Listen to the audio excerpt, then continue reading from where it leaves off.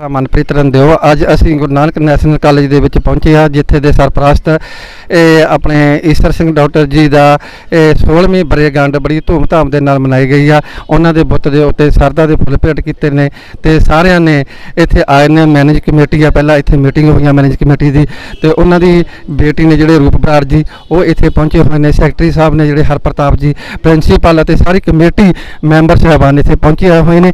आओ आपां इस बरेगंढ के उत्ते जिहड़ी कि अपने ईसर सिंह जी की मनाई जा रही है तो उन्होंने इत्थे बेटी मौजूद ने तो उन्होंने नाल आपां गल करदे हां।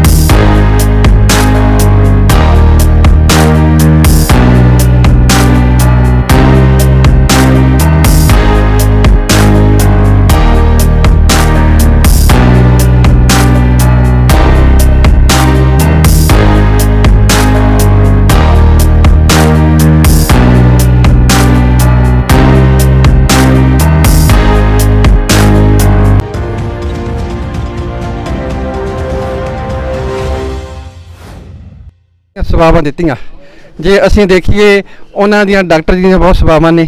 ਜੇ ਅਸੀਂ ਰਾਜਨੀਤੀ ਦੇ ਤੌਰ ਤੇ ਦੇਖੀਏ ਰਾਜਨੀਤੀ ਦੇ ਤੌਰ ਤੇ ਡਾਕਟਰ ਸਾਹਿਬ ਦਾ ਵਿਧਾਨ ਸਭਾ ਹਲਕਾ ਪੈਲ ਨੂੰ ਵੱਡਾ ਸਹਿਯੋਗ ਰਿਹਾ, ਦਰਾਹੇ ਨੂੰ ਬਹੁਤ ਵੱਡਾ ਸਹਿਯੋਗ ਰਿਹਾ।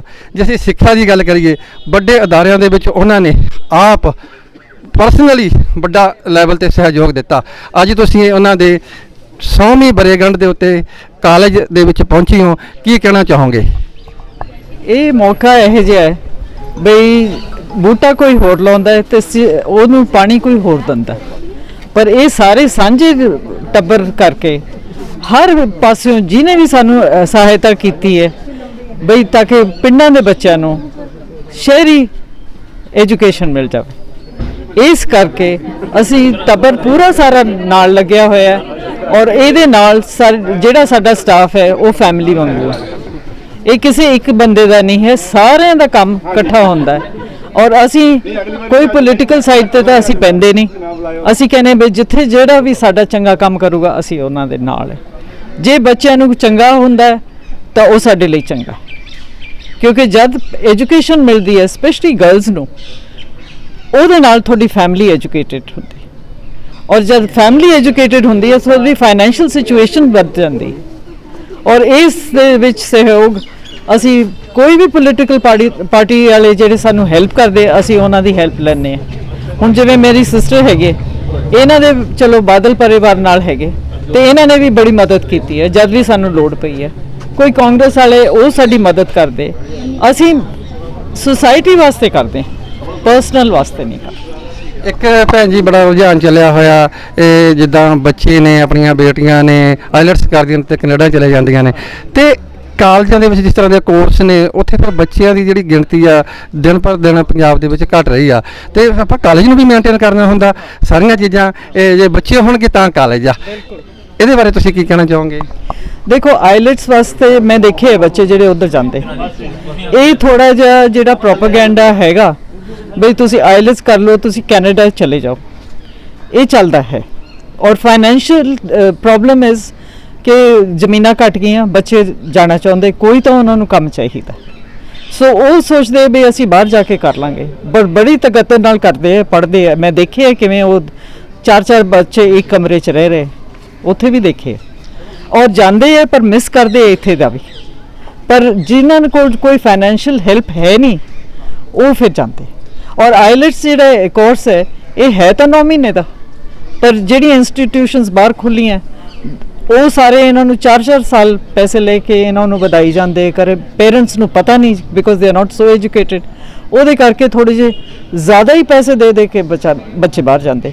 ਪਰ ਜੇ ਇੱਥੇ ਹੀ ਉਹੀ ਪੜ੍ਹ ਲੈਣ, ਆਪਣੇ ਕੋਲ ਬੈਸਟ ਐਜੂਕੇਸ਼ਨਿਸਟ ਟੀਚਰਸ ਆਪਣੇ ਇੱਥੇ ਦੇ ਇਹੀ ਉੱਥੇ ਜਾ ਕੇ ਪੜ੍ਹਾਉਂਦੇ ਹੈ। America was also looking for teachers like this ਜਿਹੜੇ ਕੰਮ ਕਰ ਸਕਣ ਐਂਡ ਉਹਨਾਂ ਨੂੰ ਸਪੈਸ਼ਲ ਵੀਜ਼ਾਸ ਵੀ ਮਿਲ ਰਹੇ ਸੀ। in the world they are acceptable, and we want ਜੇ ਇੱਥੇ ਹੀ ਰਹਿ ਕੇ ਇਹ ਪੜ੍ਹਾਈ ਦੇ ਵੱਲ ਨਹੀਂ ਧਿਆਨ ਕਰਨ ਐਂਡ ਚੰਗੇ ਟੀਚਰਸ ਬਣਨ, ਉਹ ਵੀ ਬਹੁਤ ਚੰਗਾ ਸਾਡੇ ਵਾਸਤੇ। ਬਿਲਕੁਲ ਵਧੀਆ ਟੀਚਰ ਬਣਨ, IPS ਬਣਨ, IAS ਅਫਸਰ ਬਣਨ, ਡਾਕਟਰ ਸਾਹਿਬ ਡਾਕਟਰੀ ਦੇ ਵਿੱਚ ਕਿੱਡੇ ਵੱਡੇ ਰੁਤਬੇ ਹਾਸਲ ਕੀਤੇ ਨੇ, ਹੈ ਨਾ। ਤੇ ਡਾਕਟਰ ਦੀ ਬੇਟੀ ਹੋ, ਇੱਥੇ ਤੁਹਾਨੂੰ ਬੜਾ ਜਦੋਂ ਪਹੁੰਚਦੀ ਹੋ ਦਰਾਹੇ ਵਿਖੇ ਕਾਲਜ ਦੇ ਵਿਖੇ ਮਹਿਸੂਸ ਕਰਦੇ ਹੋਵੋਗੇ ਸਾਡੇ ਪਿਤਾ ਜੀ ਨੇ ਕਿੱਡਾ ਵੱਡਾ ਕਾਲਜ, ਕਿੱਡੀ ਬੜੀ ਦੇਣ ਦਿੱਤੀ ਆ ਸਿੱਖਿਆ ਦੇ ਖੇਤਰ ਦੇ ਵਿੱਚ। ਇਹਦੇ ਵਿੱਚ ਕੀ ਕਹਿਣਾ ਚਾਹੋਗੇ, ਕੀ ਮਹਿਸੂਸ ਕਰਦੇ ਹੋ? ਦੇਖੋ ਜੀ, ਉਹਨਾਂ ਦੀ ਸੋਚਣੀ ਐਜ਼ ਆਪਾਂ ਕਹੀਦੇ ਉਹਨਾਂ ਦੇ ਫਾਦਰ ਵੀ ਡਾਕਟਰ ਸੀ, ਔਰ ਮੇਰੇ ਮਦਰ ਹਮੇਸ਼ਾ ਕਹਿੰਦੇ ਸੀ ਜੇ ਤੁਹਾਡੇ ਦਾਦਾ ਜੀ ਦੀ ਸੋਚ 40 ਸਾਲ ਲੱਗੀ ਹੈ ਤਾਂ ਤੁਹਾਡੇ ਫਾਦਰ ਦੀ 20 ਸਾਲ ਤਾਂ ਹੈ ਹੀ ਹੈ। ਔਰ ਉਸ ਟਾਈਮ ਵੀ ਸਾਨੂੰ ਬਰਾਬਰੀ ਦੋਨਾਂ ਭੈਣਾਂ ਨੂੰ ਓਨਾ ਹੀ ਸੀ ਜਿੰਨਾ ਭਰਾ ਦਾ ਸੀ, ਔਰ ਉਹੀ ਚੀਜ਼ ਉਹ ਕੁੜੀਆਂ 'ਚ ਲਿਆਉਣਾ ਚਾਹੁੰਦੇ ਸੀ ਜਿਹੜੇ ਪਿੰਡਾਂ ਦੀਆਂ ਕੁੜੀਆਂ ਸੀ। ਕਹਿੰਦੇ ਜੋ ਅਸੀਂ ਬੱਚੀਆਂ ਜਿਹੜੀਆਂ ਉਹਨਾਂ ਦੇ ਘਰਾਂ ਜਾ ਕੇ ਕੁੜੀਆਂ ਲਿਆਂਦੀਆਂ, ਕਹਿੰਦੇ ਆਈਲ ਬੀ ਵੈਰੀ ਪ੍ਰਾਊਡ ਜਿਹੜੇ ਦਿਨ ਇਹ ਸਿਰ ਚੱਕ ਕੇ ਤੁਰਨਗੀਆਂ, ਔਰ ਅੱਜ ਉਹ ਕੁੜੀਆਂ ਜੀ ਦੂਸਰੇ ਭੈਣ ਵੀ ਨਾਲ ਮੌਜੂਦ ਨੇ। ਅਸੀਂ ਹੋਰ ਦੱਸਣਾ ਚਾਹੁੰਦੇ ਹਾਂ ਨਾ, ਅਸੀਂ ਜਦੋਂ ਪਿੰਡਾਂ ਦੇ ਵਿੱਚ ਵਿਚਰਦੇ ਸੀਗੇ ਉਹਨਾਂ ਦੇ ਡਾਕਟਰ ਸਾਹਿਬ ਦੇ ਨਾ ਭੈਣ ਜੀ ਪਰਿਵਾਰਕ ਰਿਸ਼ਤੇ ਨੇ। ਲੋਕ ਅੱਜ ਉਹਨਾਂ ਦੇ ਚੰਗੇ ਕਰਮਾਂ ਨੂੰ, ਚੰਗੇ ਕਾਰਜਾਂ ਦੀ ਇੰਨੀ ਸ਼ਲਾਘਾ ਕਰਦੇ ਨੇ, ਇਹਨਾਂ ਡਾਕਟਰ ਸਾਹਿਬ ਨੂੰ ਮਿਸ ਕਰਦੇ ਨੇ। ਅਸੀਂ ਖੁਦ ਇਹਨਾਂ ਦੇ ਹੱਥਾਂ ਦੇ ਵਿੱਚ ਪਲੇ ਹਾਂ। ਜਦੋਂ ਵੀ ਸਾਨੂੰ ਕੋਈ ਪ੍ਰੋਬਲਮ ਆਉਂਦੀ ਸੀ ਅਸੀਂ ਡਾਕਟਰ ਕਹਿੰਦੇ ਸੀ ਡਾਕਟਰ ਈਸ਼ਰ ਸਿੰਘ ਨੇ ਆਪਣੇ ਦਰਾਹੇ ਉਹਨਾਂ ਦੇ ਕੋਲ ਚਲੇ ਜਾਓ, ਹੈ ਨਾ। ਤੁਸੀਂ ਹੈਰਾਨ ਹੋ ਜਾਓਗੇ, ਮੇਰੀ ਲੜਕੀ ਉੱਥੇ ਡਾਕਟਰ ਹੈਗੀ ਹੈ, ਬੱਚੇ ਵੀ ਸਮਝ ਗਏ ਵੀ ਐਜੂਕੇਸ਼ਨ ਹੀ ਸਭ ਤੋਂ ਵੱਡੀ ਚੀਜ਼ ਹੁੰਦੀ ਹੈ। ਤੇ ਉਹ ਵੀ ਜਦੋਂ ਹੁਣ ਕਿਤੇ ਕੰਮ ਕਰਦੇ ਆ ਤੇ ਕਈ ਦਫਾ ਮੇਰੀ ਬੇਟੀ ਦੱਸਦੀ ਹੈ ਵੀ ਕੋਈ ਡੈਡੀ ਨੂੰ ਜਾਣਦਾ ਉਹਨਾਂ ਦੇ ਗ੍ਰੈਂਡਫਾਦਰ ਨੂੰ, ਤੇ ਕਹਿੰਦੀ ਇੰਨੀ ਚੰਗੀ ਲੱਗਦੀ ਹੈ ਵੀ ਹਾਲੇ ਤੱਕ ਉਹਨਾਂ ਦੇ ਜਿਹੜਾ ਕੁਝ ਕੀਤਾ ਸੀ, ਦੇਣ ਦਿੱਤਾ ਸੀ, ਲੋਕ ਹਾਲੇ ਤਾਈਂ ਨੌਕਰੀਆਂ 'ਚ ਹੋਰ ਕਿਤੇ ਫਾਇਦੇ ਜਿਹੜੇ ਉਹਨਾਂ ਨੇ ਕੀਤੇ ਸੀ ਹਾਲੇ ਤਾਈਂ ਚੱਲ ਰਹੇ ਹੈ। ਵੱਡੇ ਪਰਿਵਾਰਕ ਨਾਤੇ ਜੋੜੇ ਹੋਏ ਨੇ। ਕਿਸੇ ਨੂੰ ਕੋਈ ਉਹਨਾਂ ਨੇ ਡਾਕਟਰੀ ਦੇ ਉੱਤੇ ਇੰਜੀਨੀਅਰ ਲਵਾਇਆ, ਕਿਸੇ ਨੂੰ ਸੁਪਰਡੈਂਟ ਲਵਾਇਆ, ਕਿਸੇ ਨੂੰ ਟੀਚਰ ਲਗਵਾਇਆ। ਉਹਨਾਂ ਨੇ ਬਹੁਤ ਜਲਦੀ ਸਮਝ ਲਿਆ ਸੀ ਵੀ ਐਜੂਕੇਸ਼ਨ ਸਭ ਤੋਂ ਵੱਡੀ ਚੀਜ਼ ਹੈ ਤੇ ਇਸ ਤੋਂ ਇਹ ਤੁਹਾਡਾ ਗਹਿਣਾ ਹੈ। ਸਾਨੂੰ ਵੀ ਕਹਿੰਦੇ ਹੁੰਦੇ ਸੀ ਵੀ ਇਹ ਤੁਹਾਡਾ ਗਹਿਣਾ, ਤੁਹਾਡੇ ਤੋਂ ਕੋਈ ਲੈ ਨਹੀਂ ਸਕਦਾ। ਸੋ ਇਹ ਜਿਹੜਾ ਕੋਈ ਸਮਝ ਜਾਵੇ ਉਹ ਬਹੁਤ ਅੱਗੇ ਪਹੁੰਚ ਜਾਂਦਾ ਹੈ। ਦੋਨੇ ਭੈਣਾਂ ਅੱਜ ਇਕੱਠੀਆਂ ਹੋਈਆਂ, ਪਿਤਾ ਜੀ ਦੀ ਤੁਹਾਡੀ ਵਰ੍ਹੇਗੰਢ ਆ, ਆਪਣੇ ਬੱਚਿਆਂ ਨੂੰ, ਹਲਕੇ ਨੂੰ ਕੀ ਸੰਦੇਸ਼ ਦੇਣਾ ਚਾਹੋਗੇ? ਇਹੀ ਹੈ ਬਈ ਜੀ, ਐਜੂਕੇਸ਼ਨ ਦਿਓ। ਸਾਡਾ ਤਾਂ ਚਲੋ ਅਸੀਂ ਵੀ ਏਜਡ ਹੋ ਰਹੀਆਂ ਨਾਲ ਦੀ ਨਾਲ, ਪਰ ਇਹ ਜਿਹੜਾ ਬੂਟਾ ਲਾਇਆ ਅੱਗੇ ਫਲੇ ਤੇ ਫੁੱਲੇ। ਤੇ ਜੇ ਸਾਡੇ ਬੱਚੇ ਇਸ 'ਚ ਇਨਵੋਲਵ ਹੁੰਦੇ ਹੈ, ਜਿਹੜਾ ਵੀ ਕਰ ਸਕਦਾ ਕਰੇ। ਇਹ ਸੋਚ ਕੇ ਨਾ ਕਰੇ ਵੀ ਮੇਰਾ ਫਾਇਦਾ ਕੀ ਹੋਣਾ, ਇਹ ਸੋਚ ਕੇ ਕਰੋ ਬਈ ਦੁਨੀਆ ਦਾ ਕੀ ਫਾਇਦਾ ਹੋ, ਆਪਣੇ ਇਲਾਕੇ ਦਾ ਕੀ ਫਾਇਦਾ ਹੋ, ਸਾਡੇ ਪਿੰਡਾਂ ਦੇ ਬੱਚਿਆਂ ਦਾ ਕੀ ਫਾਇਦਾ ਹੋ। ਕਿਉਂਕਿ ਆਪਾਂ ਅੱਜ ਜਿਹੜਾ ਜੱਟ ਦਾ ਬੱਚਾ ਹੈ, ਥੋੜੇ ਜ਼ਮੀਨਾਂ ਵਾਲੇ, ਉਹ ਗਰੀਬ ਹੈ, ਔਰ ਉਹਨਾਂ ਨੂੰ ਜ਼ਰੂਰ ਐਜੂਕੇਸ਼ਨ ਦੀ ਲੋੜ ਹੈ ਤਾਂ ਕਿ ਉਹ ਬਾਹਰ ਨਿਕਲ ਸਕਣ ਤੇ ਆਪਣੇ ਪੈਰਾਂ ਤੇ ਖੜੇ ਹੋ ਕੇ ਆਪਣੀ ਕੌਨਫੀਡੈਂਸ ਨਾਲ ਆਪਣਾ ਕੰਮ ਕਰਨ। ਸੈਕਟਰੀ ਹਰਪ੍ਰਤਾਪ ਸਿੰਘ ਬਰਾੜ ਸਾਹਿਬ ਸਾਡੇ ਨਾਲ ਜੁੜੇ ਨੇ ਤੇ ਅੱਜ ਡਾਕਟਰ ਜੀ ਦਾ ਬੜਾ, ਈਸ਼ਰ ਸਿੰਘ ਜੀ ਦਾ ਬੜਾ ਧੂਮਧਾਮ ਦੇ ਨਾਲ 100ਵਾਂ ਜਨਮ ਦਿਨ ਮਨਾਇਆ ਗਿਆ। ਤੇ ਸਰ ਵੱਡੀ ਲੰਬੀ ਮੀਟਿੰਗ ਚੱਲੀ ਆ ਕਾਲਜ ਦੇ ਨੂੰ ਉਤਸ਼ਾਹਿਤ ਕਰਨ ਦੇ ਲਈ, ਹੈ ਨਾ। ਡਾਕਟਰ ਸਾਹਿਬ ਨੇ ਵੀ ਇਹੀ ਕੀਤਾ, ਤੁਸੀਂ ਵੀ ਇਹਨਾਂ ਇਹੀ ਚੀਜ਼ਾਂ ਕਰ ਰਹੇ ਹੋ। ਕੀ ਕਹਿਣਾ ਚਾਹੋਗੇ ਕਾਲਜ ਦੀ ਡਾਕਟਰ ਸਾਹਿਬ ਦੇ ਬਾਰੇ ਵਿੱਚ ਤੇ ਕਾਲਜ ਦੀਆਂ ਪ੍ਰਾਪਤੀਆਂ ਬਾਰੇ ਵਿੱਚ? ਸੀ ਇਹ ਸ਼ਹਿਰ 'ਚ ਉਸ ਟਾਈਮ ਕੋਈ ਐਜੂਕੇਸ਼ਨ ਹੈ ਨਹੀਂ ਸੀ। ਕੁੜੀਆਂ ਜਿਹੜੀਆਂ ਆਪਣੀਆਂ ਪੜ੍ਹਦੀਆਂ ਸੀ ਉਹ ਇੱਥੋਂ ਲੁਧਿਆਣੇ ਜਾਂਦੀਆਂ ਸੀ ਜਾਂ ਖੰਨੇ ਦੂਰ ਜਾਂਦੀਆਂ ਸੀ। 127 ਪਿੰਡਾਂ ਦੇ ਜਿਹੜੇ ਇਫੈਕਟ ਹੋਏ ਆ ਇਹ ਸੰਸਥਾ ਬਣਨ ਨਾਲ, ਉਹ ਕੁੜੀਆਂ ਇੱਥੇ ਪੜ੍ਹਨ ਆਈਆਂ। ਉਹਨਾਂ ਦੀ ਸੋਚ ਸੀਗੀ ਕਿ ਕੁੜੀਆਂ ਨੂੰ ਪੜ੍ਹਾਉਣਾ। ਇਹ ਉਹ ਸੋਚ ਨਾਲ ਸ਼ੁਰੂ ਹੋਏ। ਜਿਹੜੇ ਆਪਣੇ ਖਾਸ ਇੱਥੇ ਜਿਹੜੇ ਮੈਂਬਰ ਸੀਗੇ, ਜਿਹੜਾ ਮੈਨੇਜਮੈਂਟ ਕਮੇਟੀ ਦੇ, ਉਹਨਾਂ ਨੇ ਜਿਹੜਾ ਜਦੋਂ ਸ਼ੁਰੂ ਕੀਤਾ, ਉਹਨਾਂ ਦੀ ਵਿਜ਼ਨ ਜਿਹੜੀ ਸੀਗੀ ਉਹ ਸੀਗਾ ਕਿ ਇੱਥੇ ਸੰਸਥਾ ਹੋਵੇ ਜਿਹੜਾ ਦਰ 'ਤੇ ਹੋਵੇ ਤੇ ਕੁੜੀਆਂ ਨੂੰ ਕੋਈ ਔਖਾ ਕੰਮ ਨਾ ਹੋਵੇ ਕਿ ਦੂਰ ਜਾਣਾ, ਕਿਉਂਕਿ ਪੇਰੈਂਟਸ ਉਸ ਟਾਈਮ ਅਲਾਉ ਨਹੀਂ ਕਰਦੇ ਸੀ। ਤੇ 100ਵਾਂ ਸਾਲ ਹੈ, ਅਸੀਂ ਖੁਸ਼ ਹਾਂ ਕਿ ਇਸ ਸੰਸਥਾ ਨੂੰ ਤੁਸੀਂ ਬਾਹਰ ਜਾ ਕੇ ਦੇਖੋ ਕਿ ਕਿਵੇਂ ਫਰਕ ਆਇਆ, ਇਹ ਵਧੀ ਹੈ ਤੇ ਕਿੰਨੇ ਜਣਿਆਂ ਨੂੰ ਇਫੈਕਟ ਕੀਤੀ ਹੈ। ਅੱਜ ਸਾਡਾ ਦੁਰਾਹੇ ਕਾਲਜ ਦਾ ਇੱਕ ਕਮੇਟੀ ਹੈ ਜਿਹੜੀ ਕੈਨੇਡਾ 'ਚ ਬਹਿੰਦੀ ਹੈ, ਉਹ ਬੰਦੇ ਉੱਥੇ ਹਰ ਸਾਲ ਮਨਾਉਂਦੇ ਆ ਤੇ ਇਹ ਬੜਾ ਹੀ ਚੰਗਾ ਦਿਨ ਹੈਗਾ। ਤੇ ਅਸੀਂ ਖੁਸ਼ ਹਾਂ ਕਿ ਇਸ ਟਾਈਮ ਸਾਰੇ ਪਰਿਵਾਰ ਦਾ ਯੋਗਦਾਨ ਐਜੂਕੇਸ਼ਨ ਨੂੰ ਵਧਾਉਣ ਨੂੰ ਹੈ ਤੇ ਉਹੀ ਅਸੀਂ ਕਰ ਰਹੇ ਹਾਂ। ਜਿਸ ਤਰ੍ਹਾਂ ਆਖਦੇ ਨੇ ਵਿਦਿਆ ਵਿਚਾਰੀ ਤਾਂ ਪਰਉਪਕਾਰੀ, ਇਹ ਮਨੁੱਖ ਦਾ ਤੀਜਾ ਨੇਤਰ ਅਤੇ ਕਿ ਇਹ ਗਹਿਣਾ ਕਿ ਇਹਨੂੰ ਕੋਈ ਵੀ ਚੋਰੀ ਨਹੀਂ ਕਰ ਸਕਦਾ। ਵਿਦਿਆ ਫੈਲੇ, ਚਾਨਣ ਹੋਏ, ਵੱਡਾ ਉਪਰਾਲਾ ਡਾਕਟਰ ਸਾਹਿਬ ਦੇ ਦਿੱਤੇ ਸੰਦੇਸ਼ ਦੇ ਉੱਤੇ ਚੱਲ ਰਹੀ ਹੈ ਕਮੇਟੀ ਤੁਹਾਡੀ।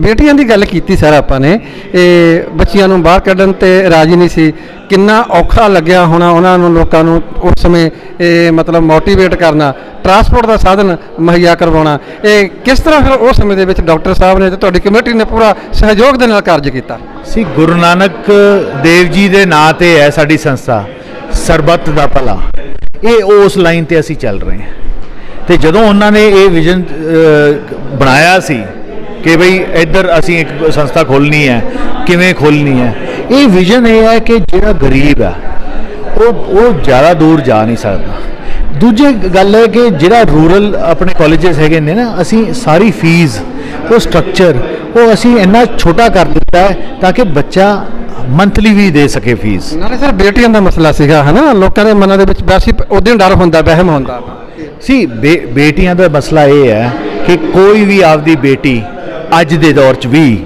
ਭੇਜਣਾ ਨਹੀਂ ਚਾਹੁੰਦੀ ਦੂਰ ਆਪਣੇ ਤੋਂ, ਕਿਉਂਕਿ ਨਸ਼ੇ ਚੱਲ ਰਹੇ ਆ, ਦੂਜੇ ਕੰਮ ਚੱਲ ਰਹੇ ਆ, ਤੇ ਲੋਕੀ ਤੰਗ ਕਰ ਰਹੇ ਆ। ਬੇਟੀ ਇਹੋ ਜਿਹੀ ਚੀਜ਼ ਹੈ, ਜਦੋਂ ਉਹ ਸਿਕਿਉਰ ਸਾਡੇ ਦੀਵਾਰਾਂ ਦੇ ਵਿੱਚ ਆ ਜਾਂਦੇ ਆ, ਉਹਨੂੰ ਪਤਾ ਹੈ ਕਿ ਇੱਥੇ ਦੀ ਮੈਨੇਜਮੈਂਟ ਉਹਦਾ ਧਿਆਨ ਰੱਖੂਗੀ ਤੇ ਉਹ ਐਜੂਕੇਸ਼ਨ ਕਰ ਸਕਣਗੇ। ਡੈਡੀਕੇਟਿਡ ਬੱਸਿਸ ਨੇ ਕਿ ਬੱਸ ਲੈ ਕੇ ਬੱਚੀ ਘਰੇ ਜਾਊਗੀ, ਸੋ ਬੱਸ ਤੋਂ ਚੜ੍ਹਦੀ ਹੈ ਉਹ ਸਾਡੀ ਰਿਸਪੌਂਸਿਬਿਲਿਟੀ ਬਣਦੀ ਹੈ, ਤੇ ਬੱਸ ਤੇ ਜਦੋਂ ਘਰ ਥਈ ਵਾਪਸ ਜਾਂਦੀ ਹੈ ਉਹ ਸਾਡੀ ਰਿਸਪੌਂਸਿਬਿਲਿਟੀ ਬਣਦੀ ਹੈ। ਇਹ ਰਿਸਪੌਂਸਿਬਿਲਿਟੀ ਚੱਕਦੇ ਹੋਇਆ ਉਹ ਸਾਡੇ ਕੋਲ ਬੱਚਿਆਂ ਨੂੰ ਭੇਜਦੇ ਆ। ਐਂਡ ਇਹੀ ਸੁਭਾਅ ਸੀਗਾ ਡਾਕਟਰ ਸਾਹਿਬ ਦਾ ਪਹਿਲਾਂ ਕਿ ਉਹਨਾਂ ਨੂੰ ਇਹ ਸੁਰੱਖਿਆ ਮਿਲਣੀ ਚਾਹੀਦੀ ਹੈ, ਇਹ ਸੁਰੱਖਿਆ ਕਵਚ, ਜਿਵੇਂ ਆਪਾਂ ਕਹਿੰਦੇ ਹਾਂ ਅੱਜ ਕੱਲ੍ਹ ਨਾ ਕਿ ਇਹ ਕਵਚ ਚਾਹੀਦਾ, ਇਹ ਅੱਜ ਸੁਰੱਖਿਆ ਕਵਚ ਇਹ ਅਸੀਂ ਦੇ ਰਹੇ ਹਾਂ। ਨਤੀਜੇ ਕਿੱਦਾਂ ਆ ਰਹੇ ਨੇ ਕਾਲਜ ਦੇ, ਤੇ ਨਤੀਜੇ ਆਉਣ ਤੇ ਨਾਲ ਉਤਸ਼ਾਹ ਮੈਂ ਦੇਖਿਆ ਇੱਥੇ ਇਹ ਕਵਰੇਜ ਵੀ ਕੀਤੀ ਹੈ ਤੇ ਕਾਫੀ ਬੱਚੇ ਆਪਣੇ ਇੱਥੇ ਨਿਊ ਐਡਮਿਸ਼ਨ ਦੇ ਲਈ ਆਏ ਸੀਗੇ ਅੱਜ, ਤੇ ਰਿਜ਼ਲਟ ਕਿੱਦਾਂ ਨੇ ਤੇ ਆਪਣੇ ਦਾਖਲੇ ਕਿੱਦਾਂ ਨੇ ਨਵੇਂ ਕੋਵਿਡ ਤੋਂ ਬਾਅਦ? ਦੇਖੋ ਜੀ, ਸਾਡੇ 60 ਯੂਨੀਵਰਸਿਟੀ ਪੋਜੀਸ਼ਨਸ ਆਈਆਂ ਨੇ। ਇੱਕ ਛੋਟੇ ਜਿਹੇ ਕਾਲਜ, ਰੂਰਲ ਕਾਲਜ ਦਾ ਯੂਨੀਵਰਸਿਟੀ ਦੇ ਵਿੱਚ ਟੌਪ 10 ਦੇ ਵਿੱਚ 60 ਪੋਜੀਸ਼ਨਸ ਹੋਣੇ ਆ ਡਿਫਰੈਂਟ ਸਬਜੈਕਟਸ, ਬਹੁਤ ਮਾਇਨੇ ਰੱਖਦੀ ਹੈ। ਸਾਡਾ ਬੱਚਾ ਹੀ ਕਿੰਨਾ ਹੈ, ਬੱਚਾ 1100 ਬੱਚਾ ਹੈ, 1100 ਬੱਚੇ ਵਿੱਚ 60 ਯੂਨੀਵਰਸਿਟੀ ਪੋਜੀਸ਼ਨ ਬਹੁਤ ਮਾਇਨੇ ਰੱਖਦੀ ਹੈ। ਉਤਸ਼ਾਹ ਕੀ ਹੈ, ਜਦੋਂ ਕੈਂਪਸ ਆ ਕੇ ਦੇਖਦੇ ਆ ਬੱਚੇ, ਉਹ ਦੇਖਦੇ ਆ ਅਸੀਂ এনवायरमेंट, ਹਾਂ ਮਾਹੌਲ, ਕਿ ਮਾਹੌਲ ਇਹਨਾਂ ਨੇ ਪੈਦਾ ਕੀਤਾ ਹੈ ਐਜੂਕੇਸ਼ਨ ਦਾ। ਬੱਚੇ ਦਰਖਤ ਦੇ ਥੱਲੇ ਵੀ ਬਹਿ ਸਕਦੇ, ਅਸੀਂ ਪੱਥਰ ਲਾਏ ਹੈ ਤਾਂ ਕਿ ਜਦੋਂ ਅਸੀਂ ਵੀ ਛੋਟੇ ਹੁੰਦੇ ਸੀ ਆਪਾਂ ਵੀ ਜਾ ਕੇ ਬਹਿੰਦੇ ਸੀ ਦਰਖਤ ਥੱਲੇ, ਮਜ਼ਾ ਆਉਂਦਾ ਸੀ। ਉੱਥੇ ਰਿਲੈਕਸ ਹੋ ਕੇ ਜਦੋਂ ਤੁਸੀਂ ਐਜੂਕੇਸ਼ਨ ਪੜ੍ਹਦੇ ਹੋ ਤਾਂ ਉਹ ਸਮਝ ਵੀ ਚੰਗੀ ਆਉਂਦੀ ਹੈ ਤੇ এনवायरमेंट ਚੰਗੀ ਕ੍ਰੀਏਟ ਕਰਦੇ ਹੋ। ਅਸੀਂ এনवायरमेंट ਕ੍ਰੀਏਟ ਕੀਤੀ ਹੈ। ਐਜੂਕੇਸ਼ਨ ਬਹੁਤ ਵਾਰੀ ਬਹੁਤ ਜਣੇ ਕਰਦੇ ਆ, ਪਰ ਅਸੀਂ এনवायरमेंट ਕ੍ਰੀਏਟ ਕਰਦੇ ਹਾਂ। ਨੈਚੁਰਲ এনवायरमेंट ਕ੍ਰੀਏਟ ਕੀਤਾ ਹੈ। ਇਹ ਬੱਚਿਆਂ ਨੂੰ ਇਹ ਪੜ੍ਹਾਈ ਦੇ ਲੈਵਲ ਤੇ ਜਿਸ ਤਰ੍ਹਾਂ ਦੱਸਦੇ ਵੀ ਕਾਲਜ ਦੀਆਂ ਮੈਰਿਟ ਤੱਕ ਪੋਜੀਸ਼ਨਾਂ ਆਉਂਦੀਆਂ ਨੇ। ਕਈ ਵਾਰ ਸਰ ਬਰਾੜ ਸਾਹਿਬ, ਕਈ ਨਾ ਇਹ ਕੋਵਿਡ ਚੱਲਦਾ ਰਿਹਾ, ਮਾਪਿਆਂ ਦੀ ਆਰਥਿਕ ਮੰਦੀ ਹਾਲਤ ਸੀਗੀ, ਉਹਦੇ ਲਈ ਤੁਸੀਂ ਕੀ ਕੰਪਨਸੇਸ਼ਨ ਜਾਂ ਕੰਸੈਸ਼ਨ ਬੱਚਿਆਂ ਦੇ ਦਾਖਲੇ ਲਈ ਦੇ ਰਹੇ ਹੋ ਕੁਝ? ਦੇਖੋ, ਇਹ ਦੌਰ ਨਾ ਸਾਰਿਆਂ ਨੂੰ ਇਫੈਕਟ ਕੀਤਾ, ਸਾਨੂੰ ਵੀ ਇਫੈਕਟ ਕੀਤਾ, ਸਾਡੇ ਸਟਾਫ ਨੂੰ ਵੀ ਸੈਲਰੀਜ਼ ਨਹੀਂ ਮਿਲੀਆਂ। ਸਰਕਾਰ ਨੇ ਵੀ ਇਹਦੇ ਖਿਲਾਫ ਬੋਲਿਆ ਕਿ ਬਈ ਨਹੀਂ ਜਾਣ ਦੀ ਲੋੜ ਨਹੀਂ ਹੈ, ਠੀਕ ਹੈ। ਇਹ ਸਾਰੀ ਚੀਜ਼ਾਂ ਦੇ ਵਿੱਚ ਇਫੈਕਟ ਸਾਰਿਆਂ ਨੂੰ ਹੋਇਆ। ਜੇ ਤੁਹਾਨੂੰ ਹੋਇਆ, ਸਾਡੇ ਕੋਲ ਵੀ ਉਹ ਬੰਦੇ ਆ ਜਿਨ੍ਹਾਂ ਦੇ ਜਵਾਕ ਨੇ ਜਿਹੜਾ ਨੌਕਰੀਆਂ ਕਰਦੇ ਆ, ਉਹਨਾਂ ਦੀ ਤਨਖਾਹ ਕਿੱਥੋਂ ਆਉਂਦੀ ਹੈ? ਫੀਸ ਤੋਂ ਆਉਂਦੀ ਹੈ। ਸੋ ਅਸੀਂ ਕੋਸ਼ਿਸ਼ ਕਰਦੇ ਹਾਂ ਕਿ ਜਿੰਨਾ ਵੀ ਅਸੀਂ ਮਦਦ ਕਰ ਸਕੀਏ ਆਪਣੇ ਦਾਇਰੇ ਦੇ ਵਿੱਚ। ਸਰ ਅੱਜ ਨਹੀਂ, ਕੱਲ ਦੇ ਦੇਣਗੇ, ਪਰਸੋਂ ਦੇ ਦੇਣਗੇ, ਇਸ ਤਰ੍ਹਾਂ ਹੈ ਨਾ। ਅਸੀਂ ਦੇਖੋ, ਅਸੀਂ ਇਹ ਕਹਿੰਦੇ ਬੇਟਾ ਜੇ ਤੂੰ ਇੱਕ ਵਾਰੀ ਨਹੀਂ ਦੇ ਸਕਦਾ ਤਾਂ ਕੋਈ ਗੱਲ ਨਹੀਂ, ਆ ਅਗਲੇ 3 ਮਹੀਨਿਆਂ 'ਚ ਦੇ ਦੇ, ਮਹੀਨੇ ਕਰਕੇ ਦੇ ਦੇ। ਨਹੀਂ ਤਾਂ ਜ਼ਿਆਦਾਤਰ ਕਾਲਜ ਇੱਕ ਵਾਰੀ ਫੀਸ ਲੈਂਦੇ ਜਾਂ ਟਵਾਈਸ ਅ ਈਅਰ ਫੀਸ ਲੈਂਦੇ ਆ ਜਾਂ ਥਰਾਈਸ ਅ ਈਅਰ ਲੈਂਦੇ। ਅਸੀਂ ਕਿਹਾ, ਆਪਦੇ ਸਟਾਫ ਨੂੰ ਕਿਹਾ, ਤੁਸੀਂ ਬੇਫਿਕਰ ਹੋ ਕੇ ਬੱਚੇ ਨੂੰ ਕਹੋ ਕਿ ਜੇ ਤੂੰ ਵੀਕਲੀ ਵੀ ਦੇ ਸਕਦਾ ਦੇ ਦੇ, ਤਾਂ ਕਿ ਔਖ ਨਾ ਹੋਵੇ। ਸਾਨੂੰ ਪਤਾ ਔਖ ਹੈ, ਇਹ ਔਖ ਦੂਰ ਕਰਨ ਲਈ ਅਸੀਂ ਵੀਕਲੀ ਵੀ ਕਹਿ ਰਹੇ, ਅਸੀਂ ਕਲੈਕਟ ਕਰ ਲਾਂਗੇ, ਕੋਈ ਪ੍ਰੋਬਲਮ ਨਹੀਂ। ਕਿਉਂਕਿ ਜਿਹੜਾ ਡੇਲੀ ਵੇਜਰ ਹੈ ਨਾ, ਸਾਡੇ ਕੋਲ ਹੈਗੇ ਬੱਚੇ ਜਿਹੜੇ ਢੰਡਾਰੀ ਤੋਂ ਵੀ ਆਉਂਦੇ ਆ, ਉਹ ਰੋਜ਼ ਦੀ ਕਮਾਈ ਹੈ ਮਾਪਿਆਂ ਦੀ। ਸੋ ਜਿਹੜਾ ਰੋਜ਼ ਦੇ ਸਕਦਾ ਉਹਨੂੰ ਸ਼ਾਂਤੀ ਮਿਲਦੀ ਹੈ ਕਿ ਹਾਂ ਯਾਰ, ਜੇ ਮੈਂ 200 ਰੁਪਈਆ ਰੋਜ਼ ਦੇਤਾ ਜਾਂ ਹਫਤੇ 'ਚ 200 ਦੇਤਾ ਜਾਂ 300, ਮੇਰਾ ਫੀਸ ਪੂਰੀ ਹੋ ਜੂਗੀ ਬੱਚੇ ਦੀ, ਮੈਂ ਪੜ੍ਹਾ ਸਕਦਾ। ਸਿੱਖਿਆ ਨੂੰ ਲੈ ਕੇ ਤੁਹਾਡੇ ਨਾਲ ਗੱਲਾਂ ਹੋ ਰਹੀਆਂ ਨੇ ਤੇ ਵਿਚਾਰਾਂ ਹੋ ਰਹੀਆਂ ਨੇ, ਲੱਗ ਰਿਹਾ ਕਿ ਡਾਕਟਰ ਈਸਰ ਸਿੰਘ ਦੀਆਂ ਜਿਹੜੀਆਂ ਸਿੱਖਿਆਵਾਂ ਨੇ ਤੁਹਾਡੇ ਅੰਦਰੂਨੀ ਉਹਨਾਂ ਦੇ ਉੱਤੇ ਇੱਕ ਗਹਿਰਾ ਅਸਰ ਆ, ਉਹਨਾਂ ਸਿੱਖਿਆਵਾਂ ਨੂੰ ਲੈ ਕੇ ਤੁਸੀਂ ਸੰਸਥਾ ਨੂੰ ਅੱਗੇ ਵਧ ਰਹੇ ਹੋ। ਇੱਕ ਬਹੁਤ ਵੱਡਾ ਸਹਿਯੋਗ ਸੀਗਾ ਉਹਨਾਂ ਦਾ ਸਿਹਤ ਸੇਵਾਵਾਂ ਦੇ ਖੇਤਰ ਦੇ ਵਿੱਚ, ਉਹ ਵੀ ਮੈਂ ਦੇਖਿਆ ਇੱਥੇ ਕਵਰੇਜ ਕਰਨ ਆਏ ਸੀਗੇ ਮੀਡੀਆ, ਤੇ ਕੋਵਿਡ ਦੇ ਵਿੱਚ ਉਹ ਕਿਸ ਤਰ੍ਹਾਂ ਤੁਸੀਂ ਮਤਲਬ ਲੋਕਾਂ ਨੂੰ ਇੱਥੇ ਵੈਕਸੀਨੇਸ਼ਨ ਆ ਜਿਹੜੀ ਕਾਲਜ ਦੇ ਵਿੱਚ ਕਰਵਾ ਰਹੇ ਹੋ, ਜਦੋਂ ਕਿ ਕਾਲਜ ਦਾ ਕੰਮ ਹੈ ਕਿ ਐਜੂਕੇਸ਼ਨ ਪ੍ਰੋਵਾਈਡ ਕਰਨਾ। ਦੇਖੋ ਜੀ, ਸਾਡਾ ਪਹਿਲਾ ਕੰਮ ਹੈਗਾ ਐਜੂਕੇਸ਼ਨ। ਐਜੂਕੇਸ਼ਨ ਨਾਲ ਆਉਂਦਾ ਹੈ ਅਵੇਅਰਨੈਸ। ਅਵੇਅਰਨੈਸ ਬਹੁਤ ਜ਼ਰੂਰੀ ਹੈ। ਸੋ ਸਾਡਾ ਅਵੇਅਰਨੈਸ ਦੇ ਵਿੱਚ ਇਹ ਦਾਇਰੇ ਦੇ ਵਿੱਚ ਵੈਕਸੀਨੇਸ਼ਨ ਆਇਆ। ਅਸੀਂ ਕਿਉਂਕਿ CII ਨਾਲ ਟਾਈ ਅਪ ਕੀਤਾ ਸੀ ਆਪਣੇ ਪਰਾਲੀ ਜਲਾਉਣ ਦੇ ਚੱਕਰ 'ਚ, ਉੱਥੇ ਵੀ ਅਸੀਂ ਸਾਰਿਆਂ ਨਾਲ ਸਹਿਮਤੀ ਨਾਲ ਪਿੰਡਾਂ ਵਾਲੇ ਸਰਪੰਚਾਂ ਨਾਲ ਅਸੀਂ ਕੰਮ ਕੀਤਾ, ਉਹਨਾਂ ਨੂੰ ਮਸ਼ੀਨਾਂ ਦਿੱਤੀਆਂ, ਫ੍ਰੀ ਪ੍ਰੋਵਾਈਡ ਕੀਤੀਆਂ। ਉਹ ਅਸੀਂ ਕਿੱਥੋਂ ਲੈ ਕੇ ਆਏ ਉਹ ਸਾਨੂੰ ਪਤਾ, GST ਵੱਲੋਂ ਮਿਲਿਆ, CII ਵੱਲੋਂ ਮਿਲਿਆ। ਅਸੀਂ ਖੁਦ ਆਪਦੀਆਂ 3 ਮਸ਼ੀਨਾਂ ਖਰੀਦੀਆਂ ਨੇ, ਜਿਹੜਾ 80% ਜਿਹੜਾ ਸਬਸਿਡੀ ਤੇ। ਸੋ ਸਾਡਾ ਮਕਸਦ ਹੈ ਕਿ ਐਜੂਕੇਸ਼ਨ ਨੂੰ ਵਧਾਉਣਾ, ਨੌਲੇਜ ਨੂੰ ਵਧਾਉਣਾ। ਉਹਦੇ ਕਰਕੇ ਅਸੀਂ ਵੈਕਸੀਨੇਸ਼ਨ ਕਰਾਇਆ। ਵੈਕਸੀਨੇਸ਼ਨ ਪਿੰਡਾਂ ਵਾਲੇ ਨਹੀਂ ਕਰਾਉਂਦੇ, ਉਹ ਕਹਿੰਦੇ ਕੁਝ ਹੋਰ ਨਹੀਂ ਹੋ ਜਾਊਗਾ, ਬਿਮਾਰੀ ਨਹੀਂ ਆਉਣੀ, ਅਸੀਂ ਮਰ ਨਾ ਜਾਈਏ। ਇਹ ਸਾਰੇ ਵਹਿਮ ਪਾਏ ਹੋਏ ਆ ਲੋਕਾਂ ਨੇ, ਇਹ ਗੱਲਾਂ ਹੈ ਕਿਉਂਕਿ ਅੱਜ ਕੱਲ੍ਹ ਮੀਡੀਆ ਦਾ ਜ਼ਮਾਨਾ ਹੈ, ਹਰੇਕ ਕੋਲ ਸਮਾਰਟਫੋਨ ਹੈ। ਸੋ ਸਾਡਾ ਟੀਚਰਸ ਬੱਚੇ ਗਏ ਉਹੀ ਪਿੰਡਾਂ 'ਚ ਜਿੱਥੇ ਅਸੀਂ ਕੰਮ ਕੀਤੇ ਸੀ, ਉਹਨਾਂ ਨੂੰ ਬੁਲਾਇਆ ਕਿ ਵੈਕਸੀਨੇਸ਼ਨ ਲਵਾਓ, ਇਹ ਤੁਹਾਡੇ ਲਈ ਚੰਗੀ ਲਈ। ਤਾਂ ਹੀ ਅਸੀਂ ਕੈਂਪ ਲਾਏ ਤੇ ਕੈਂਪਾਂ ਵਿੱਚ ਸਾਨੂੰ ਬਹੁਤ ਵਧੀਆ ਰਿਸਪੌਂਸ ਮਿਲਿਆ। ਸਰ 1700 ਦੇ ਲਗਭਗ ਕਾਲਜ ਦੇ ਕੈਂਪਸ ਦੇ ਵਿੱਚ ਵੈਕਸੀਨੇਸ਼ਨ ਜਿਹੜੀ ਕਿ ਦਰਾਹੇ ਦਾ ਇੱਕ ਰਿਕਾਰਡ ਹੈ। ਉਹੀ ਮੈਂ ਤੁਹਾਨੂੰ ਕਹਿਣਾ ਹੈ, ਸਾਡਾ ਜਦੋਂ ਅਸੀਂ ਕੋਈ ਕੰਮ ਕਰਦੇ ਹਾਂ ਨਾ, ਉਹ ਬੜੇ ਪੱਧਰ ਤੇ ਕੰਮ ਕਰਦੇ ਐਂਡ ਇਹ ਤਾਂ ਹੀ ਹੁੰਦਾ ਹੈ ਕਿ ਕਿਉਂਕਿ ਅਸੀਂ ਨੌਲੇਜ ਵਧਾਉਂਦੇ ਆ, ਘਟਾਉਂਦੇ ਨਹੀਂ, ਦਿੰਦੇ ਆ। ਉਹੀ ਕੰਮ ਕੀਤਾ ਸਾਡੇ ਟੀਚਰ ਬੱਚੇ ਹਰੇਕ ਪਿੰਡ ਜਾ ਕੇ ਗੁਰਦੁਆਰਿਆਂ 'ਚੋਂ ਅਨਾਉਂਸਮੈਂਟ ਕੀਤੀ। ਇਹ ਸਾਡਾ ਕੰਮ ਕੀ ਹੈ? ਇਹ ਸਿੱਖਿਆ, ਕਿਉਂਕਿ ਅਸੀਂ ਐਜੂਕੇਟਿਡ ਹੈ, ਅਸੀਂ ਅੱਗੇ ਐਜੂਕੇਟ ਕਰ ਰਹੇ ਹਾਂ। ਉਹ ਬੱਚਾ ਅੱਜ ਕੌਨਫੀਡੈਂਟ ਆ ਕਿ ਜਾ ਕੇ ਗੁਰਦੁਆਰੇ 'ਚ ਅਨਾਉਂਸਮੈਂਟ ਕਰਕੇ ਆਇਆ, ਉਹਦੇ ਕਰਕੇ ਇੰਨੇ ਇੱਥੇ ਸਾਡੇ ਕੋਲ ਵੈਕਸੀਨੇਸ਼ਨ ਵਾਸਤੇ ਬੰਦੇ ਅਸੀਂ ਮੋੜਨੇ ਪਏ। ਇੰਨਾ ਰਸ਼ ਸੀਗਾ ਕਿ ਸਾਨੂੰ ਮੋੜਨੇ ਪਏ। 4 ਦਿਨ ਚੱਲਿਆ। 4 ਦਿਨ ਚੱਲਿਆ। ਅਸੀਂ ਸਾਹਨੇਵਾਲ ਵੀ ਕੀਤਾ ਜੀ, ਉੱਥੇ 10,000 ਬੰਦਾ ਸਵੇਰੇ ਗੁਰਦੁਆਰੇ ਆ ਗਿਆ। ਸੋ ਇਹ ਸਾਡੇ ਨਾਲ ਜੁੜੇ ਹੋਏ, ਸਾਡੇ ਨਾਲ ਜਿਹੜੇ ਆਲੇ ਦੁਆਲੇ ਦੇ ਪਿੰਡਾਂ ਦੇ 127 ਪਿੰਡਾਂ ਦੇ ਸਾਰੇ ਜਿਹੜੇ ਪੇਰੈਂਟਸ ਨੇ ਜੁੜੇ ਹੋਏ ਆ, ਉਹਨਾਂ ਦੀ ਮਿਹਨਤ ਹੈ। ਉਹ ਸਾਰੇ ਕਹਿੰਦੇ ਜਿਹੜਾ ਇਹ ਕੰਮ ਕਰਨਗੇ ਉਹ ਸਹੀ ਹੋਣਾ। ਸੋ ਤਾਂ ਹੀ ਸਾਡੇ ਨਾਲ ਜੁੜਦੇ। ਸਾਰੀ ਮੈਨੇਜਮੈਂਟ ਕਮੇਟੀ ਪਹੁੰਚੀ ਆ, ਉਹਨਾਂ ਦੀਆਂ ਦੋਨੇ ਬੇਟੀਆਂ ਇੱਥੇ ਪਹੁੰਚੀਆਂ ਨੇ। ਕੀ ਕਹਿਣਾ ਚਾਹੋਗੇ? ਅੱਜ ਤੁਸੀਂ 100ਵੀਂ ਵਰ੍ਹੇਗੰਢ ਹੈ ਜਿਹੜੀ ਡਾਕਟਰ ਈਸਰ ਸਿੰਘ ਦੀ ਮਨਾ ਰਹੇ ਹੋ ਆਪਣੇ ਨੈਸ਼ਨਲ ਕਾਲਜ ਦਰਾਹਾ ਵਿਖੇ। ਡਾਕਟਰ ਈਸਰ ਸਿੰਘ ਵਰਗੇ ਇਨਸਾਨ ਕਿਸੇ ਇਲਾਕੇ ਵਿੱਚ ਕਦੇ-ਕਦੇ ਹੀ ਜਨਮ ਲੈਂਦੇ ਆ, ਔਰ ਦਰਾਹਾ ਇਲਾਕਾ ਭਾਗਾਂ ਵਾਲਾ ਹੈ ਕਿ ਇਹੋ ਜਿਹੀ ਸ਼ਖਸੀਅਤ ਇਸ ਇਲਾਕੇ ਦੇ ਵਿੱਚ ਉਹਨਾਂ ਨੇ ਆਪਣੀ ਸੇਵਾ ਕੀਤੀ ਹੈ। ਬੜੀ ਲੰਬੀ ਸੋਚ ਹੁੰਦੀ ਸੀ ਉਹਨਾਂ ਦੀ, ਜਦੋਂ ਉਹਨਾਂ ਨੇ ਦੇਖਿਆ ਕਿ ਇਸ ਇਲਾਕੇ ਦੇ ਨੌਜਵਾਨ ਲੁਧਿਆਣੇ ਜਾਣਾ ਪੈਂਦਾ ਪੜ੍ਹਨ ਜਾਂ ਕਿਸੇ ਹੋਰ ਸ਼ਹਿਰ ਜਾਣਾ ਪੈਂਦਾ ਹੈ, ਗੱਡੀਆਂ ਤੇ ਬੱਸਾਂ ਤੇ, ਲੜਕੀਆਂ ਦੇ ਵਿੱਚ ਬਾਹਰ ਭੇਜਣ 'ਚ ਝਿਜਕ ਹੁੰਦੀ ਸੀਗੀ ਮਾਪਿਆਂ ਦੀ ਕਿ ਇੰਨੀ ਦੂਰ ਨਹੀਂ ਭੇਜਣੀਆਂ, ਤਾਂ ਉਹਨਾਂ ਨੇ ਆਪਣੇ ਇਸ ਸ਼ਹਿਰ ਦੇ ਨਾਲ ਲੱਗਦੇ ਜਾਂ ਹੋਰ ਇਸ ਪਤਵੰਤੇ ਸੱਜਣਾਂ ਨੂੰ ਨਾਲ ਲੈ ਕੇ ਇਹ ਸੋਚਿਆ ਕਿ ਕਾਲਜ ਖੋਲ੍ਹਿਆ ਜਾਵੇ, ਇੱਥੇ ਬੱਚਿਆਂ ਲਈ ਉਚੇਰੀ ਸਿੱਖਿਆ ਦਾ ਪ੍ਰਬੰਧ ਕੀਤਾ ਜਾਵੇ। ਔਰ 1971 ਦੇ ਵਿੱਚ ਇੱਕ ਕਮੇਟੀ ਹੋਣ ਦੇ ਵਿੱਚ ਆਈ, ਡਾਕਟਰ ਸਾਹਿਬ ਉਹਦੇ ਮੁੱਢਲੇ ਪ੍ਰਧਾਨ ਬਣੇ। ਪਹਿਲੇ ਬਾਨੀ ਪ੍ਰਧਾਨ ਹੋਣ ਦੇ ਨਾਤੇ ਆਪਣੇ ਅਸਲ ਰਸੂਖ ਦੇ ਨਾਲ ਇਹ ਸਰਕਾਰੀ ਲੈਂਡ ਜਿਹੜੀ ਹੈ ਉਹਨਾਂ ਨੇ ਕਾਲਜ ਲਈ ਸਰਕਾਰ ਪਾਸੋਂ ਪ੍ਰਾਪਤ ਕੀਤੀ 99 ਸਾਲਾ ਲੀਜ਼ ਤੇ।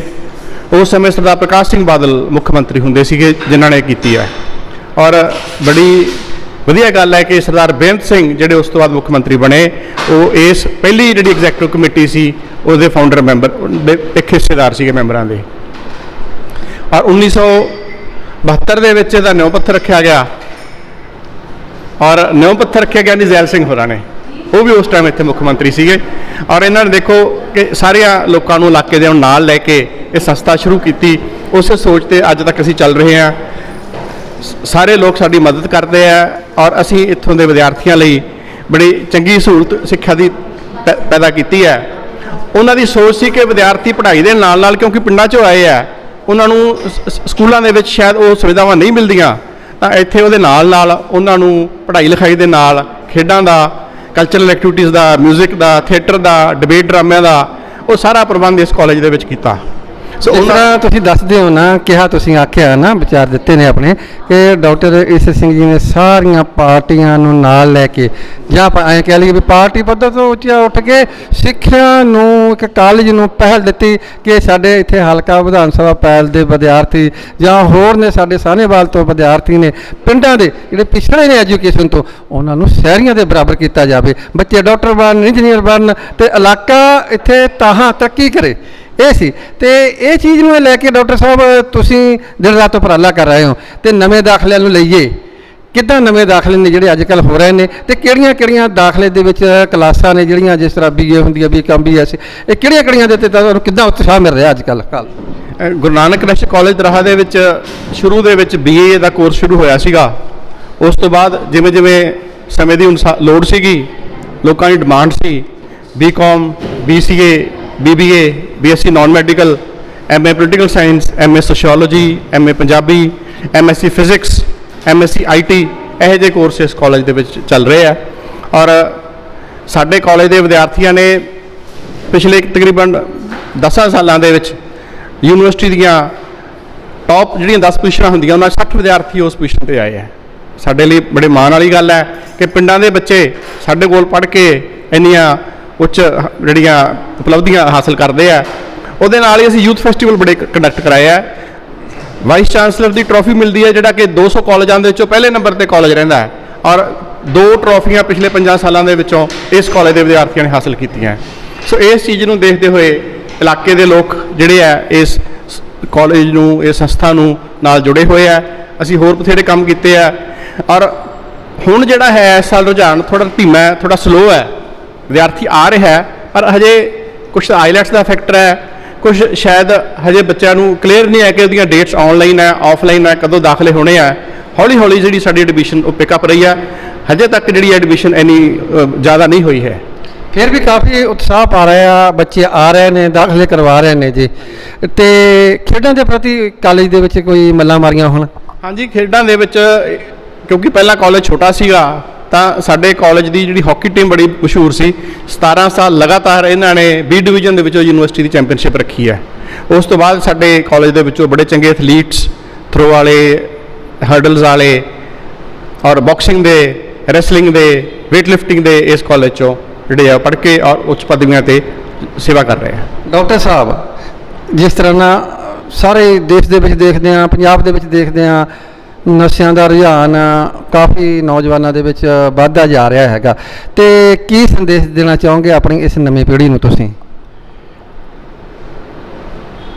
ਇਹ ਬੜਾ ਇੰਪੋਰਟੈਂਟ ਸਵਾਲ ਹੈ ਜੀ।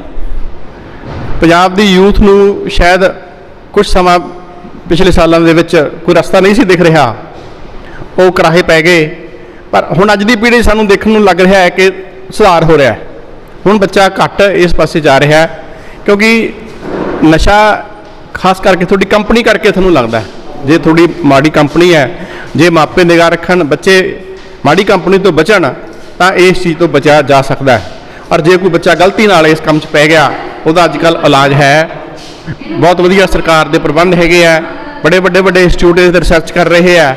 ਜੇ ਕੋਈ ਬੱਚਾ ਇਸ 'ਚੋਂ ਨਿਕਲਣਾ ਚਾਹੁੰਦਾ ਹੈ, ਔਰ ਉਹਦੇ 'ਚ ਵਿਲ ਪਾਵਰ ਹੋਵੇ, ਉਹਦੇ 'ਚ ਸੋਚ ਹੋਵੇ ਕਿ ਮੈਂ ਇਹਦੇ 'ਚੋਂ ਬਾਹਰ ਨਿਕਲਣਾ, ਮੈਂ ਗਲਤ ਰਸਤੇ ਪੈ ਗਿਆ, ਉਹ ਜ਼ਰੂਰ ਆਪਦੇ ਵੱਡਿਆਂ ਨੂੰ ਦੱਸੇ, ਆਪਦੇ ਟੀਚਰਸ ਨੂੰ ਦੱਸੇ, ਆਪਦੇ ਆਂਢ ਗੁਆਂਢ ਨੂੰ ਦੱਸੇ, ਚਾਚੇ ਤਾਇਆਂ ਨੂੰ ਦੱਸੇ ਕਿ ਬਈ ਮੈਂ ਗਲਤ ਕੰਪਨੀ 'ਚ ਪੈ ਗਿਆ, ਮੈਨੂੰ ਇਹਦੇ 'ਚੋਂ ਕੱਢਿਆ ਜਾਵੇ। ਉਹਨਾਂ ਨੂੰ ਨਿਕਲਣ ਦੀ ਸੰਭਾਵਨਾ ਹੈਗੀ ਹੈ।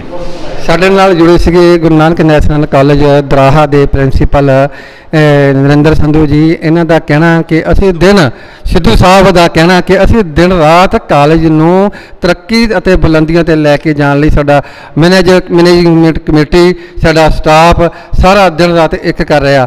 ਦਾਖਲਿਆਂ ਦਾ ਬੜਾ ਉਤਸ਼ਾਹ ਪਾ ਰਿਹਾ, ਤੇ ਦੂਰ ਦਰਾਡੇ ਤੋਂ ਜਿਹੜੇ ਪੇਰੈਂਟਸ ਨੇ ਬੱਚਿਆਂ ਦੇ ਆਪਣੇ ਦਾਖਲੇ ਕਰਵਾਉਣ ਆ ਰਹੇ ਨੇ, ਤੇ ਜਿਹੜੇ ਵਿਦਿਆਰਥੀ ਨੇ ਉਹ ਖੁਦ ਮਹਾਰੇ ਆਪ ਵੀ ਨੈਸ਼ਨਲ ਕਾਲਜ ਦਰਾਹਾ ਵਿਖੇ ਦਾਖਲੇ ਕਰਵਾ ਰਹੇ ਨੇ। ਸਾਡੇ ਨਾਲ ਜੁੜੇ ਨੇ ਇੱਕ ਮਾਤਾ ਪਿਤਾ ਜੋ ਇੱਥੇ ਬੱਚੇ ਦਾ ਫਾਰਮ ਭਰ ਰਹੇ ਨੇ। ਤੇ ਤੁਸੀਂ ਕਿਹੜੀ ਕਲਾਸ ਦੇ ਵਿੱਚ ਬੱਚੇ ਦਾ ਦਾਖਲਾ ਕਰਵਾ ਰਹੇ ਹੋ ਜੀ? BCom ਫਸਟ ਈਅਰ 'ਚ ਜੀ। ਤੇ BCom ਫਸਟ ਈਅਰ ਦੇ ਵਿੱਚ ਦਾਖਲਾ ਕਰਵਾ ਰਹੇ ਹੋ, ਤੇ ਤੁਹਾਨੂੰ ਇਹ ਕਾਲਜ ਆ ਜਿਹੜਾ ਦਾਖਲਾ ਲੈ ਰਿਹਾ ਬੱਚਾ, ਜ਼ਿੰਦਗੀ ਆ ਜਿਹੜੀ ਇਥੋਂ ਇਹਨੇ ਇਹ ਆਪਣੀ ਏਮ ਅਤੇ ਐਂਬੀਸ਼ਨਸ ਨੇ ਜਿਹੜੇ ਨਿਖਾਰਦੇ ਨੇ ਆਪਣੇ ਫੀਲਡ ਦੇ ਵਿੱਚ ਜਾਣਾ। ਤੇ ਕਾਲਜ ਦੀਆਂ ਪ੍ਰਾਪਤੀਆਂ ਬਾਰੇ ਤੁਹਾਨੂੰ ਕੀ ਲੱਗਦਾ ਹੈ? ਨਹੀਂ ਜੀ, ਸਾਡੇ ਪਹਿਲਾਂ ਵੀ ਬੱਚਿਆਂ ਨੇ ਇੱਥੇ ਪੜ੍ਹ ਕੇ ਗਏ ਹੋਏ ਹੈ ਤੇ ਮਤਲਬ ਚੰਗਾ ਰਿਸਪੌਂਸ ਰਿਹਾ ਇੱਥੋਂ, ਮਤਲਬ ਚੰਗੀ ਪੜ੍ਹਾਈ ਵੀ ਵਧੀਆ ਹੈਗੀ ਹੈ ਤੇ ਇਸ ਕਰਕੇ ਆਪਾਂ ਇਸ ਬੱਚੇ ਨੂੰ ਵੀ ਆਪਾਂ ਇੱਥੇ ਹੀ ਪਾ ਰਹੇ ਹਾਂ ਬੀਕਾਮ ਫਸਟ ਈਅਰ 'ਚ। ਮਾਪਿਆਂ ਦਾ ਕਹਿਣਾ ਕਿ ਬਹੁਤ ਵਧੀਆ ਪੜ੍ਹਾਈ ਆ ਕਾਲਜ ਦੇ ਵਿੱਚ। ਨਾਲ ਇੱਕ ਵਿਦਿਆਰਥੀ ਨੇ ਜਿਹੜਾ ਆਪਣਾ ਫਾਰਮ ਭਰ ਰਹੇ ਨੇ, ਇਹਨਾਂ ਨਾਲ ਗੱਲਬਾਤ ਕਰਦੇ ਹਾਂ। ਕੀ ਨਾਮ ਬੇਟਾ ਤੁਹਾਡਾ? शिवम सर शिवम शिवम जी, ਤੁਸੀਂ ਕਿਹੜੀ ਕਲਾਸ ਦੇ ਵਿੱਚ ਦਾਖਲਾ ਲੈ ਰਹੇ ਹੋ? BCom third semester. ਤੇ ਕਿ ਲੇਟ ਤਾਂ ਨਹੀਂ ਹੈਗੀ ਦਾਖਲੇ ਦੀ ਪ੍ਰਕਿਰਿਆ? ਕੋਈ ਲੇਟ ਫੀਸ ਲੱਗ ਰਹੀ ਹੈ ਜਾਂ ਕੋਈ ਇਦਾਂ ਦਾ ਹੋ ਰਿਹਾ? वो तो सर अजय प्रोस्पेक्टस भरया हुआ होता, बाद च पता लगेगा कि फाइन लेट पढ़ रहा वा कि नहीं। ਕਾਲਜ ਦੀਆਂ ਪ੍ਰਾਪਤੀਆਂ ਬਾਰੇ ਕੀ ਕਹੋਗੇ? ਕਿਸ ਤੋਂ ਪਤਾ ਲੱਗਿਆ ਕਿ ਤੁਸੀਂ ਇਹੀ ਕਾਲਜ ਕਿਉਂ ਚੂਜ਼ ਕੀਤਾ ਹੈਗਾ? ਇੱਥੇ ਮੇਰੇ ਕਾਫੀ ਸਾਰੇ ਦੋਸਤ ਵੀ ਪੜ੍ਹਦੇ ਆ, ਉਹਨਾਂ ਨੇ ਦੱਸਿਆ ਕਿ ਆ ਕਾਲਜ ਵਧੀਆ ਵਾ ਪੜ੍ਹਾਈ ਦੇ ਮਾਮਲੇ ਵਿੱਚ, ਤਾਂ ਕਰਕੇ ਮੈਂ ਇੱਥੇ ਆਇਆ ਐਡਮਿਸ਼ਨ ਕਰਾਉਣ ਦੇ ਲਈ। ਤੁਸੀਂ ਵੀ ਬੇਟਾ ਇੱਥੇ ਦਾਖਲਾ ਕਰਵਾ ਰਹੇ ਹੋ? ਹਾਂਜੀ ਹਾਂਜੀ ਕਿਹੜੀ ਕਲਾਸ ਦੇ ਵਿੱਚ ਦਾਖਲਾ ਕਰਵਾ ਰਹੇ ਹੋ? ਬੀਏ 'ਚ ਬੀਏ ਦੇ ਵਿੱਚ? ਹਾਂਜੀ। ਬੀਏ ਦੇ ਵਿੱਚ ਤੁਸੀਂ ਕਿਹੜੇ ਸਬਜੈਕਟ ਰੱਖ ਰਹੇ ਹੋ? ਮੈਂ ਜੀ ਹਿਸਟਰੀ ਜੀ, ਇਕਨੋਮਿਕਸ, ਫਿਜ਼ੀਕਲ ਹੋਰ ਵੀ। ਵਿਦਿਆਰਥੀਆਂ ਦਾ ਕਹਿਣਾ ਕਿ ਇਸ ਕਾਲਜ ਦੇ ਜਿਹੜੇ ਸਾਡੇ ਦੋਸਤ ਪੜ੍ਹ ਕੇ ਗਏ ਨੇ ਉਹਨਾਂ ਦੇ ਨਤੀਜੇ ਬਹੁਤ ਵਧੀਆ ਨਿਕਲੇ ਨੇ, ਬੱਚੇ ਚੰਗੇ ਨੰਬਰ ਲੈ ਕੇ ਪਾਸ ਹੋਏ ਨੇ ਤੇ ਸਾਡਾ ਭਵਿੱਖ ਆ ਜਿਹੜਾ ਇਸ ਕਾਲਜ ਦੇ ਵਿੱਚ ਸੁਨਹਿਰੀ ਬਣੇਗਾ। ਇਸ ਕਰਕੇ ਮਾਪੇ ਅਤੇ ਵਿਦਿਆਰਥੀਆਂ ਦਾ ਇਸ ਕਾਲਜ ਦੇ ਪ੍ਰਤੀ ਦਾਖਲੇ ਦੇ ਲਈ ਭਾਰੀ ਉਤਸ਼ਾਹ ਪਾਇਆ ਜਾ ਰਿਹਾ ਹੈ।